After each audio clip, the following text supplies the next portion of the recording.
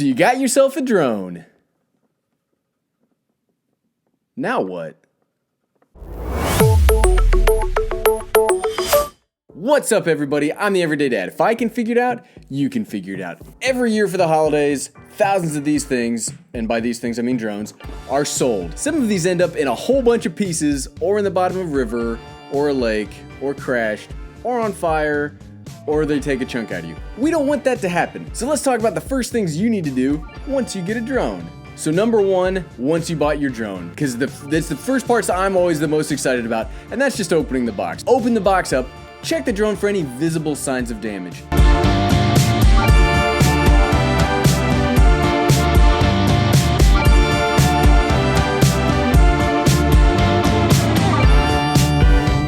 Check out the props to see if there's any cracks in them. Check and make sure there's no cracks in the frame. Make sure everything looks as mechanically stable as it possibly can be. And then let's go to step two. Number two, and this is a really important part that I fail to do a lot of the time, and that's set everything up in your house before you go fly. Make sure you've got the app downloaded. Make sure the batteries are charged up. Make sure everything's ready to go before you go out there, because nothing stinks worse than driving all the way out to your favorite drone place or even flying in your backyard, finding out that nothing works correctly. So download the proper firmware, make sure all the batteries are charged, make sure everything's ready to go when you're still in the comfort of your house before you head out into the wild blue yonder. Number three, test everything before you use it. Make sure your phone connects to the app.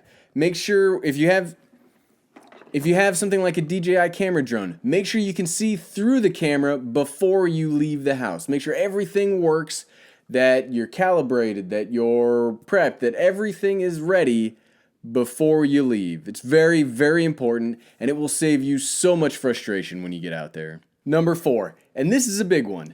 Make sure you've read up on whatever your country or local city or county, or make sure you're following the local ordinances or laws for your area. Here in the United States, if you want to fly your drone, make sure you stop by the FAA's website and you have to register your drone.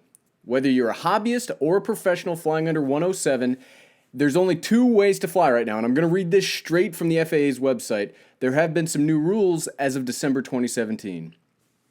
So fly SUAS under Part 107. I need to register my small unmanned aircraft for recreational, commercial, governmental, or other purposes under Part 107. Each drone must be registered at a cost of $5, and registration is valid for a period of 3 years. Also, use this option to apply for a waiver authorization or reporting an accident under Part 107.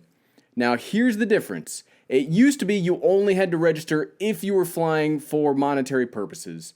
Now you have to register even if you're a hobbyist. There is a way that you don't have to register your drone. We're going to read that right now, but it's pretty specific. Fly model aircraft under Section 336.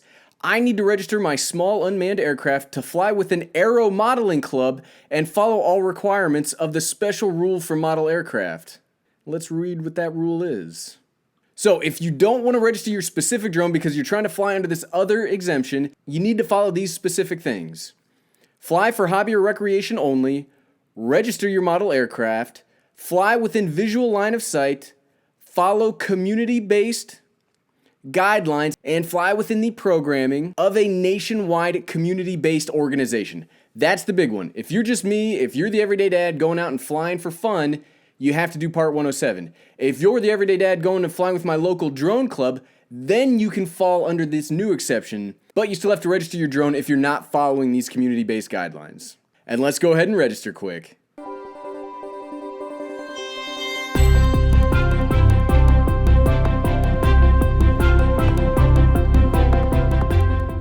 Number five, before you head out, check the airspace of the place you're going to be flying in. You'd be surprised if this is your first drone, how much of the air above you is restricted in some way, shape, or form.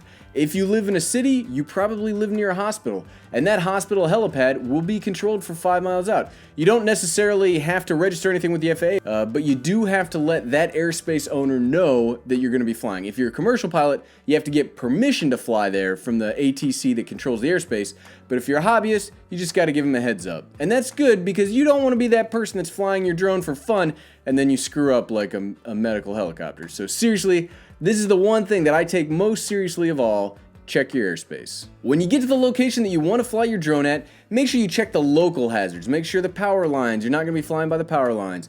Make sure if there's any trees, you avoid the trees.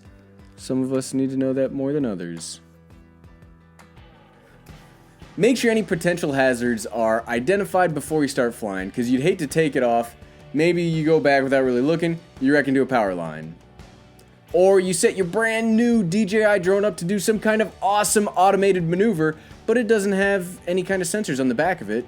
And while it's going backwards, it tangles itself into a tree or a fence or something. Just make sure you clear the area of any local hazards before you start flying. When you start flying, especially if it's your first flight, slow and steady wins the race.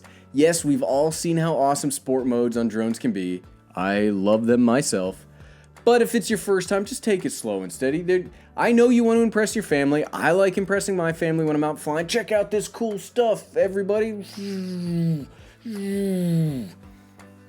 But just be safe. You're never going to hear me say that you should be reckless. Always slow and steady until you get comfortable. You don't necessarily have to use beginner mode. I don't use beginner mode. I didn't use beginner mode when I started, but be as safe as possible. You don't want your $1,000 flying camera to end up broken, and then that's the story your family tells about you forever. Bring extra batteries. Bring extra batteries. Bring extra batteries. You can never have enough batteries when it comes to any kind of electronics, especially drones though. So unless you have something like a Mavic, or you got some kind of like Phantom that does like 30 minutes of flight time and you're like, man, that's too much flight time for me as a beginner, then you'll be alright. But if you got something smaller like the Spark, always bring more batteries. You can never have enough batteries. Or if you're not going to bring enough batteries, bring a means to charge them so that you can get more flight time. Because I drive about 30 to 45 minutes to get to my favorite flight spot. Now, if I drive all the way out there and I've only got one 12-minute battery, I will probably feel like that's a waste of my time. So make sure you have enough batteries. And when it comes to LiPo batteries, the lithium polymer batteries that mainly come in drones, they take some time to cool off before you can start charging them. I did not know that when I started flying drones. Bring extra batteries or be prepared to wait. Number 9, have fun. Obviously, you bought the drone so you could just get out there, have a good time. Maybe get some awesome footage. Maybe have fun with your friends and family. Maybe you got some buddies that have drones and you just want to go out and fly with them. The most important part is have fun. And if you follow these steps and you're as safe as possible, you're within the legal limits, everything should be great and you can have the most amount of fun you can have. Seriously, drones are great. They're so great. And a bonus tip, a bonus thing you should do, or a bonus now that you have a drone, what you should do, number 10. You should interact with the drone community on YouTube. I will leave a description of a lot of my very favorite drone YouTubers where you can learn a whole bunch of tips and tricks. You can learn how to use your drones as best as possible, or you can just have fun watching their videos, because a lot of them are characters. But seriously, the drone community on YouTube is one of the best communities here.